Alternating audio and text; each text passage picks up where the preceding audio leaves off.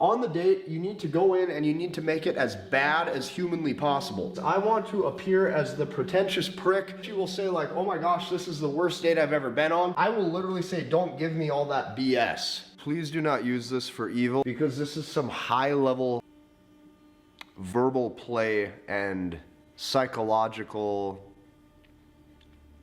moves going on. When the thumbnail warns you not to use these female attraction tactics for evil, you know it's gonna be psychotic. And why not react to it together? You and me, because we're best friends. So today we're reacting to probably the biggest men's dating coach, Casey Zander, and his video, How to Make Women Obsessed with You, Front End Game 101 to leverage hypergamy in your favor. Make sure to drop a like so we can outnumber these hurt men in my comments who have their head in the sand because they were hurt and didn't heal properly and therefore subconsciously hate women. Now let's start this freak show. Today I'm going to be showing you exactly how to make a woman obsessed with you to the point where you are the man that she fantasizes about, you're the only man that she wants a relationship with, and you're literally the man that she thinks about day and night. Please do not use this for evil. I want you to only use this with the dating companions that you genuinely could see yourself with, because this is some high level verbal play and psychological moves going on. What he's trying to say is, here's how you put a spell on broken women and psychologically manipulate them just to use them as an object and an ego boost. Not gonna lie, I used to watch this guy a lot when I was in my bad boy dating phase, let's call it, so I know his beliefs, with one of the main ones being never to commit to a woman. Like, he advises guys to never make a girl their girlfriend. So when he says, don't use this for evil, he's just saying it to save his own ass. In this video, his women obsession script is divided into 3 steps. And I'll read the first column of the whiteboard to save us a little time. You not caring or wanting her is the ultimate form of high value. Study psychology specifically on dating attachment styles like I am with this book here. You'll know this statement isn't true for all women. Rather, only ones with an anxious attachment style, which is caused by trauma in their upbringing. Women only look for men who demonstrate real discrepancy in SMV, aka a woman with low self-worth. So she subconsciously likes a man who's better than her and makes her feel not good enough. She never wants to feel like she's on a pedestal. I mean, that one's pretty obvious, as only men with low self-worth and self-love do that. So 1 for 3, Casey. Love is a one-sided game of leverage.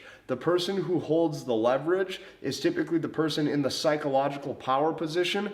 The person in the psychological power position is the one being adored by the other, and that person naturally falls in love. That is how a relationship works. One person is typically at the advantage, the other person is typically at the disadvantage.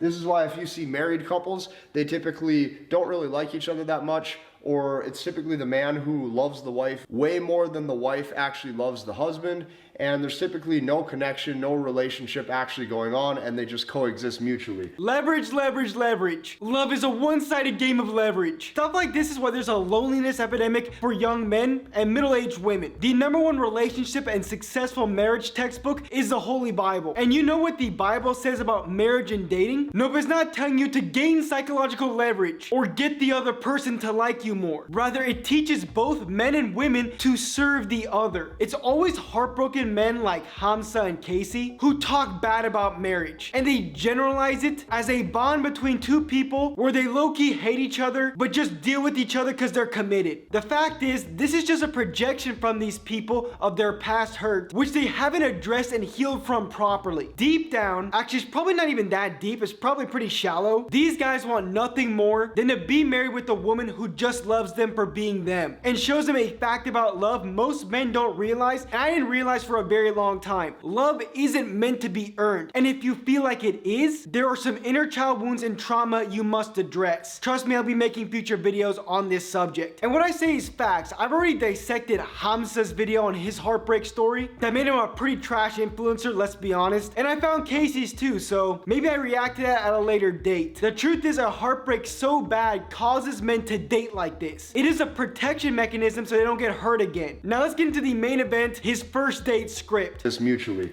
So without further ado, let's dive in. Step 1. On the first couple dates, you need to demonstrate massive indifference.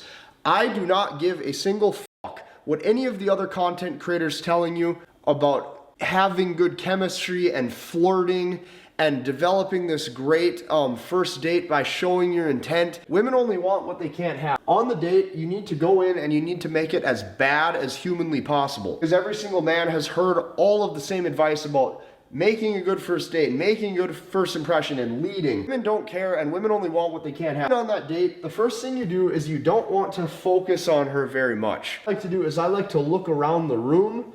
I like to really make it seem like I don't care if I'm there or not. You want to seem uninterested in the conversation. What the woman's going to do is she's going to question if she's beautiful enough for you. When she questions if she's beautiful enough for you, she tends to fall in love. Got it. Make her feel inferior to you. I'm sure that'll attract a healthy woman. Bro literally said to make the first date as bad as humanly possible. What happened to getting to know somebody on the first date and enjoying your time on that date? Oh wait, I forgot that's for beta males. As an alpha male, you need to pretend you didn't ask her out, look around the room, go on your phone, and act, keyword being act, like you're disinterested. What happened to authenticity in dating? Oh, I forgot that authenticity got your heart broken. So you can't show a woman the real you because you can't handle the pain of the real you being rejected. That's actually the psychological explanation for this dating persona, this bad boy dating advice all these gurus give you. It's called the false self. When someone experiences rejection or emotional neglect early in their lives, they learn to suppress their authentic self to avoid pain. So they create a persona, the version of themselves they believe will be accepted, admired, and desired. Not because it's who they are, but because they're terrified the real them won't be loved. I mean, it's really sad when you think about it. Casey's very loud and out there, so as loud and out there as Casey is, he's actually very insecure. And that insecurity is what he built his content off. And the worst part, even if this fake persona he has and he's teaching other people to adopt gets the girl, which it probably will, I'll be honest, it will never feel like love to these people because deep down, they know it wasn't the real them, the authentic them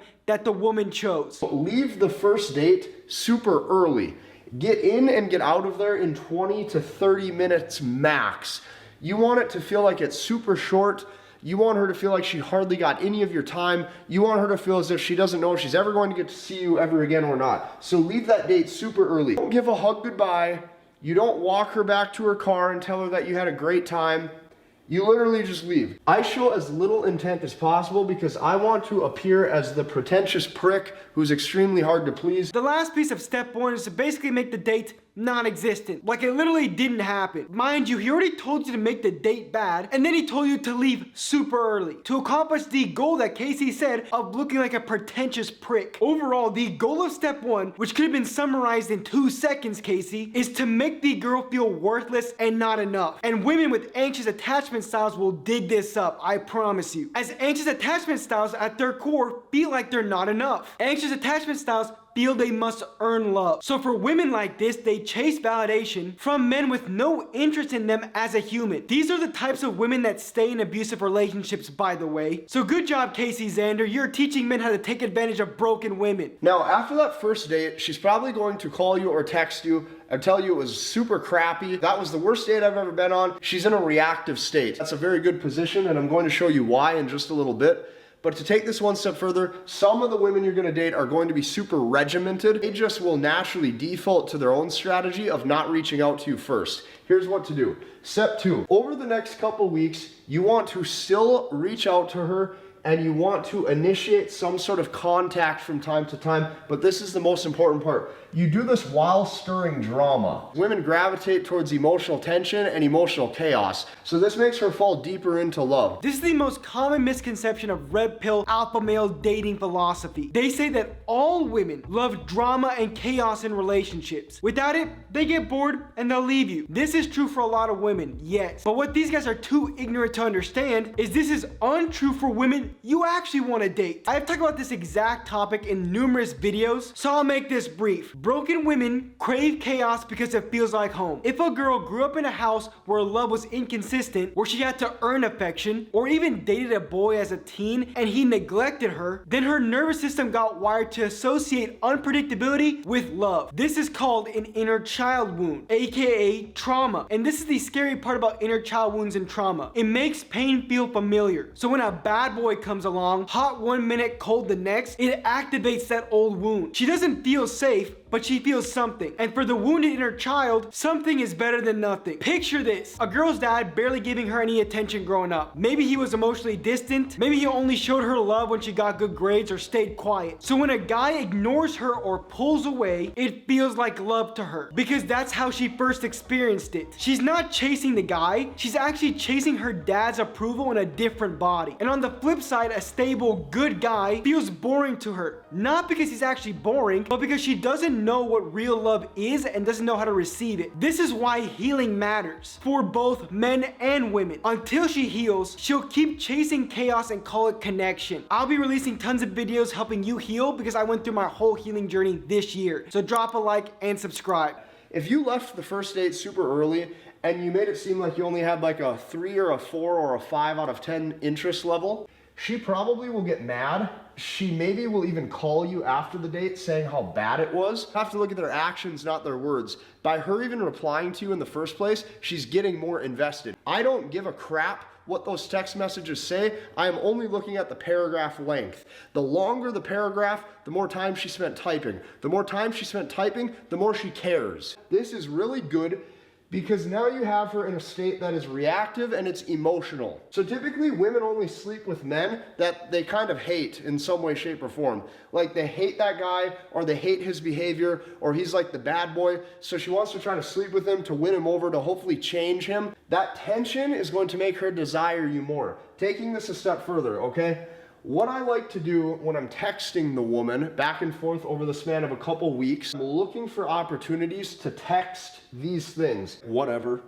Or I'll say things like, oh, typical coming from you, as if I know her. Or if she will say like, oh my gosh, this is the worst date I've ever been on, I will literally say, don't give me all that BS. Let's call it what it is. This is emotional abuse. He said women love to sleep with men they hate. Again, I know I sound like a broken record, but this is the unhealthy, unhealed women that do this that we talked about earlier. And I must say this, I know it's cringe, but they call it lovemaking for a reason. So imagine sleeping with someone you hate. That's terrible for your soul. Casey Zander is teaching you how to use a woman's brokenness to get her in the sheets. I mean, he's teaching you how to send texts to manipulate her emotions just so that she will like you. I mean, that's just evil and cruel. I gotta admit, Casey, your thumbnail wasn't clickbait and it was entirely correct. Women who sleep with guys they hate to try and win power, validation, and control, even from someone they resent. Look, I know this stuff gets deep and it's kind of dark, but this is how bad the red pill dating ideology really is. And I need to expose it by exposing the darkness. If you guys are intimate, or you guys end up, let's say, sleeping together, all you have to do at this point is just desire no commitment. You act like you're not interested in a relationship. You act like you don't really care if you ever see her again on a date. And the less you communicate outside of the bedroom, the better. This is extremely like high-level psychological ways of acting. God made sex for love. It's that simple. And biblically, the gift of sex should only be used in the confines of marriage. And this is the opposite of that. Look, Casey, I know you're trying to grow spiritually and in your faith. You do promote God to your viewers from time to time. But watch what a man does, not what a man says. And what you do, Casey, is highlighted in Luke 17. Temptations to sin are sure to come, but woe to the one through whom they come. It would be better for him if a milestone were hung around his neck and he were to cast into the sea than that he should cause one of the little ones to sin. This is actually the verse that we use to condemn OnlyFans models for what they do. Their practice, I guess. Casey, you're causing your viewers to sin, hooking up with multiple women aside. You are teaching your viewers to manipulate God's daughters for their own pleasure. It's evil and it's cruel. And I've watched a lot of your content when I was too immature to realize what you are preaching. Once I read the Gospels, it truly highlighted to me how cruel what you're teaching is. Best case scenario, you're teaching men how to get women so they can finally feel good about themselves. That's best case scenario, but all you're doing is putting a band-aid on a gunshot wound. You're covering up their problems, not solving them. If you want to attract broken women, go listen to Casey Zander and his countless whiteboard presentations. But if you want to attract a godly, healed woman, the answer isn't dating tips and tricks, but becoming a godly man, which is what I try and teach you how to do. So subscribe to me if you want to attract a godly woman, because yes, they do exist. And in my latest YouTube video, I went over a specific one. So watch the video right here. YouTube thinks you'll like it, and you'll really take your first step into attracting a godly woman.